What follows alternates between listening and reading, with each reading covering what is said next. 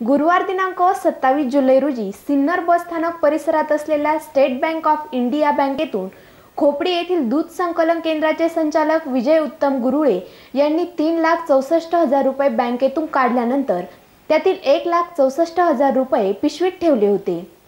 ती पिशवीच भुरट्या चोरांनी लांबवल्याची घटना घडली। गुरुवार दिनांक 27 जुलै रोजी सकाळी खोपडी येथील दूध संकलन केंद्राचे संचालक विजय उत्तम गुरुळे हे स्टेट बँक ऑफ इंडिया या बँकेतून 3,64,000 रुपये पेमेंट विड्रॉल करून खोपडीकडे निघाले होते। या रकमेतून 2 लाख रुपये त्यांनी आपल्या खिशात ठेवले व 1,64,000 रुपये पिशवीत ठेवून पिशवी आपल्या मोटरसायकलला लटकवली।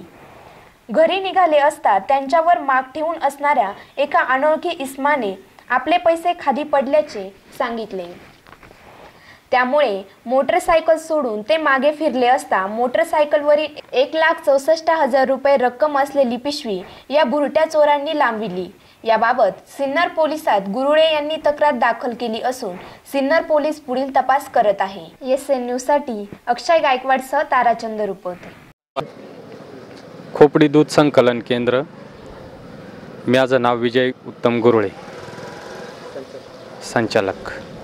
मी खोपडीवरून 11:30 वाजता आलो संघाचं पेमेंट काढायला।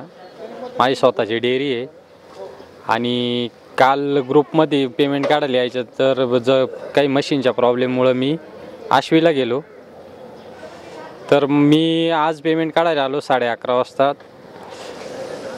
पेमेंट काढून 2 लाख रुपये खिशात घातले आणि 1,64,000 रुपये पिशवीत घालून पिशवी स्टँडला म्हणजे हँडलला अटकवली। त्याच्यानंतर एक जण मला म्हणे तुमचे पैसे पडले म्हणे पाठीमागं, म्हणून 2 मिनटं 5-10 सेकंदामध्ये थांबलो आणि तेवढ्यामध्ये ते पैसे माझी चोरी झाले। माझे ना 1,64,000 रुपये चोरी झालेले SBI बँकेच्या शेजारून।